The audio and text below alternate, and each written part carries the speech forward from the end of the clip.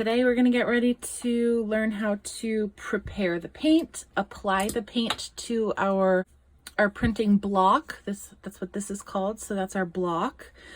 We're going to pick up the paint on our brayer. This is called a brayer. Apply the paint to the printing block with our brayer. And then we're going to center it as best we can and press it down onto our material. And then when we peel it back, we have to be really careful to go in one fell swoop. If you dropped it, you'd get two of the same images and they wouldn't be lined up perfectly and it would look blurry. So we want to be really precise with this. I have two pieces of fabric and I do not want my image to bleed through. So I need to first cut out some brown paper bag so that it'll fit in between these. You want to do the same thing if you're printing onto a t-shirt. If you printed directly on the front, that paint or ink would go through your shirt and bleed onto the back side. It would first look bad, but also your paint might make the two sides of the shirt stick together. So be sure to put either cardboard or some brown paper bag in between. So for paint, we may be using acrylic paint or we may be using some Speedball is a brand that makes our brayers. They make our carving tools. Speedball is a very trustworthy brand for printmaking. Speedball also makes printmaking ink, which comes in a big tub, and you need to use a little spoon or a palette knife to get a little bit out. You don't want to cross-contaminate those big tubs because then it will ruin all the paint in there. So we want to be very careful not to get our paints mixed unless we're doing so intentionally, mixing colors on our ruling plate. So using either a palette knife or a plastic utensil, I'm going to spread out my paint, and I need a little bit more than that. We want to add as little as possible, knowing that we can add more. But this is expensive and we don't want to waste it. So we want to make sure that we're using up what's put down before we add any more. If we run out of time and we have a whole lot on our palette, that's all going to be wasted, or you're going to be expected to scoop it all off and put it back in. That's if it's not mixed at all. So it's important that we use very little. If you're mixing, mix less than you think you need. Mix a little bit more at a time. It's very easy to just quickly accumulate way too much of a color that nobody else will use when you're blending. Okay, so our Speedball brayer fits right into our styrofoam tray. So load the ink or the paint onto your brayer so that it's evenly distributed on your roller. If you have, if you find that your roller's not rolling, but rather the whole thing is sliding, that means you have too much paint on your brayer. So I'm going to try to imitate that. How would that look without wasting paint here? So if your whole brayer is sliding through the paint or the ink without rolling, that would be indicating to you that you have way too much paint on there. A good amount will show you that the roller is actually rolling. I'm going to roll back and forth so that I get a really even distribution of paint on my brayer. Okay, I'm going to move this aside and prepare. I should have prepared my workspace sooner because now I have little dots of paint on my hands and I might contaminate my work surface. So prepare your work surface first, then load your ink. I'm going to start with the W. All right, what I'm going to do is, my aim is to get all the paint just on the raised surfaces. I'm not wanting paint down here in the valleys. And I want to make sure that, again, my brayer is rolling. It's not just sliding across the surface, and that I'm inking up evenly. There's no puddle anywhere. There's no spot that's bald or a gap in the paint or the ink. I can see something happening here. I can see something happening there, and that looks like maybe a gouge out of the linoleum. So I don't think that's a problem in the paint, but I'm just going to kind of try to make sure I get paint on that area.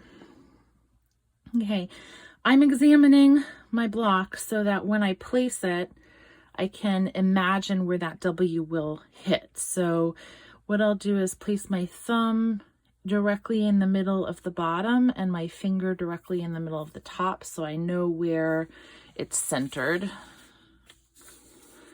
Then I'm going to center on here using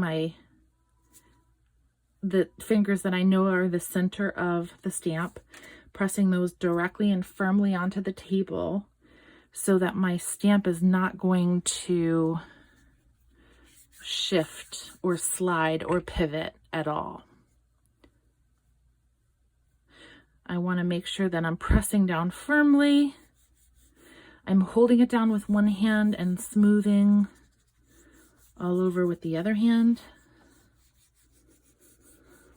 Again, not letting it slide, but making sure that I'm pressing.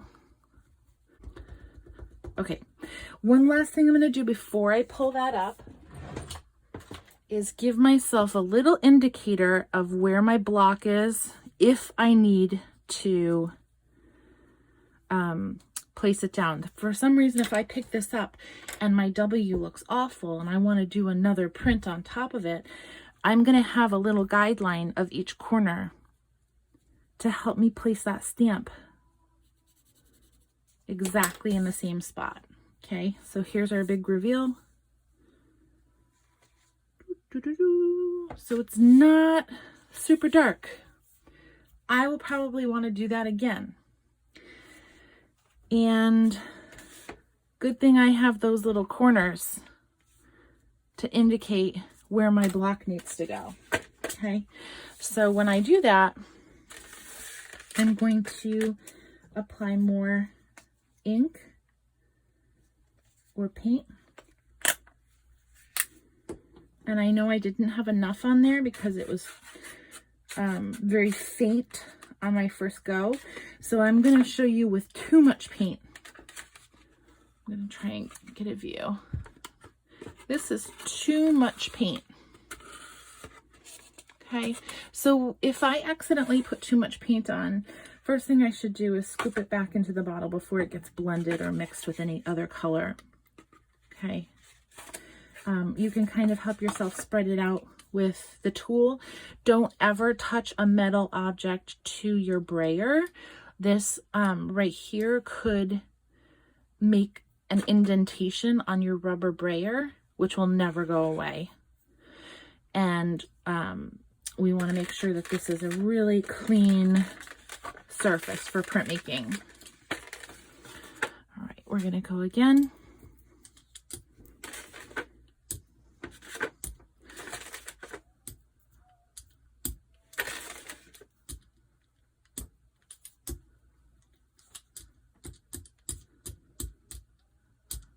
Okay.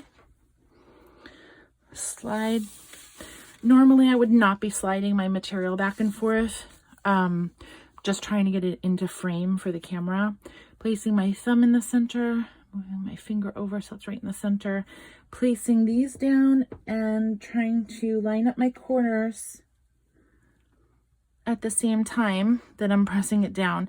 Once it's down, that's where it is. Don't slide it, okay?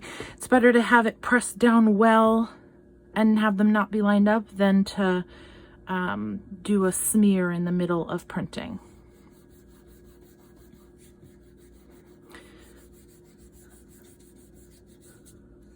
Peeling back. Ooh, that came out better for color. And you can notice right over here, there is a ghost image. So let me get it up closer. This little edge over here means I just didn't have my W lined up properly. So I have a ghost image from my first print. Okay, so that looks great. I want to be careful that I don't wrinkle it and I let it dry correctly. And then I'm going to set myself up for my next stamp. My next one will be an E.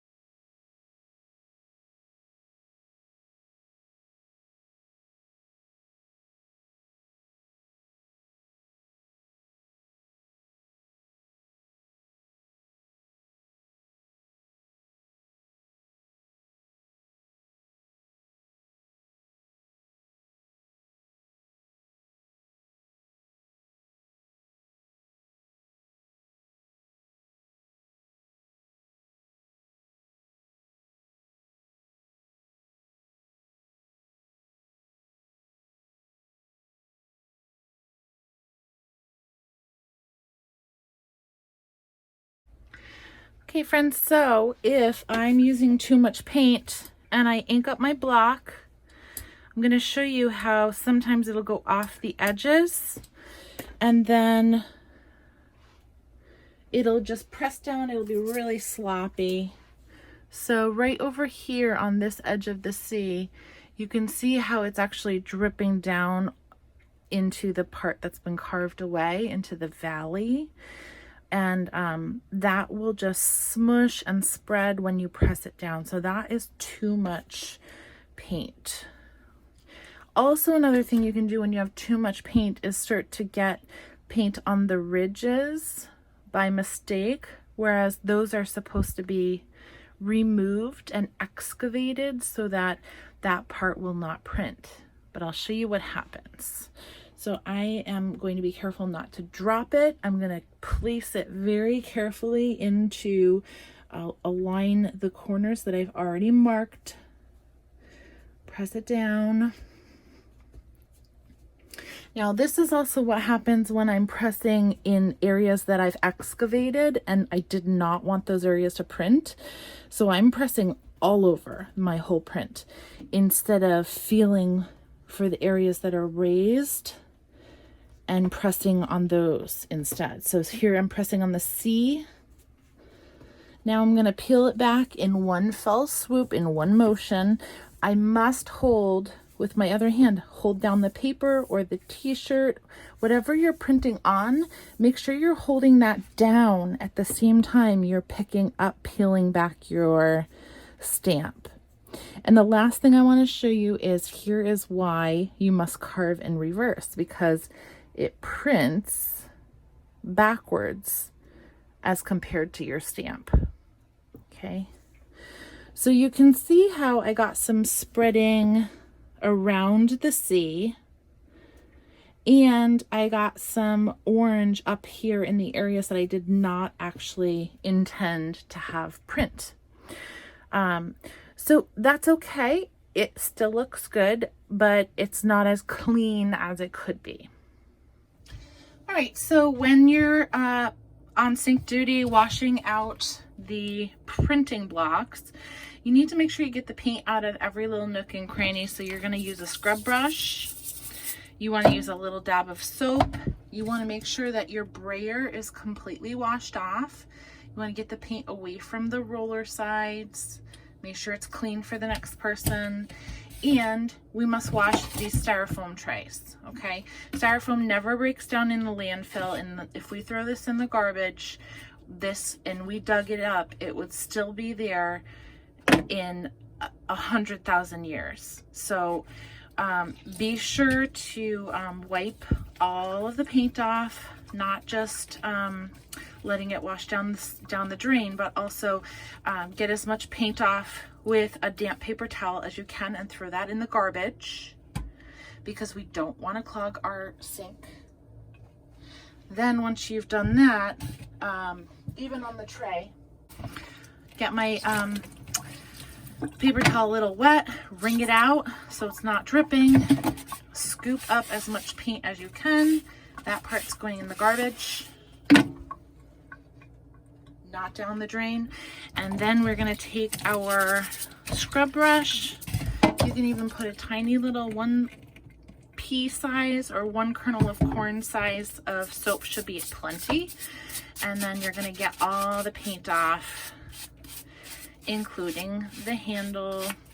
Remember to be gentle to the brayer. That rubber can be gouged and we don't want that to happen. We want to preserve our tools, use them safely and correctly, but also save them so that they last in the long run. Okay, give this a little scrub. If you're just rinsing these off and putting them in the drying rack, you will be called back down from your homeroom. You will come down and miss time out of some fun activities, possibly recess, in order to come back and clean up properly.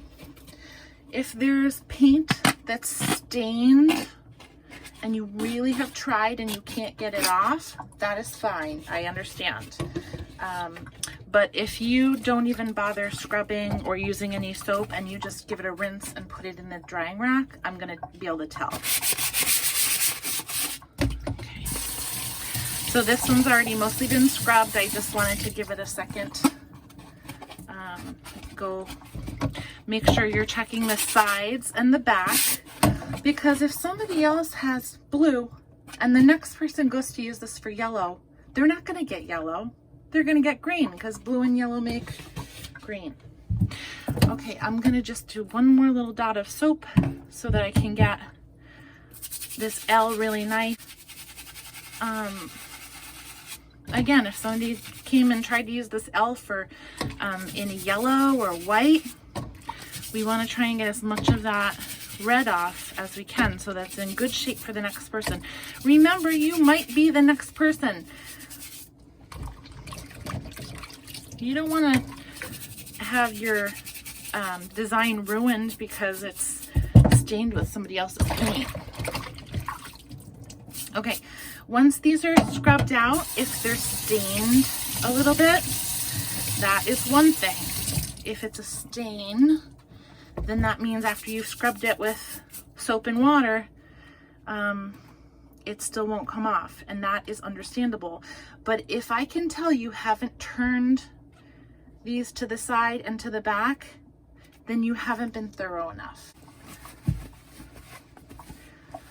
So again, do not scratch at this with a fingernail, because these brayers can be gouged. So if you've scrubbed well with soap and water and it's still stained, then that is clean enough. Okay, do give it a pat dry and leave it in the drying rack. This one's already been washed. It is stained a little bit, but I did use soap all the way around it, all its edges. And we are reusing our plastic utensils because, again, we don't want those in the landfill.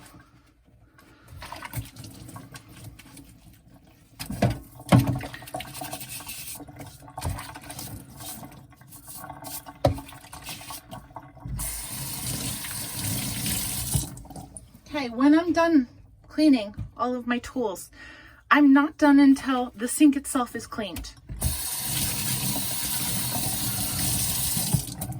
Okay, the brush should not be put away with soap in it. You should not walk away and have chunks of paint in the bottom of the sink. Okay, so your job is not complete until not only are the tools washed, but the sink and the supplies in the sink are also washed.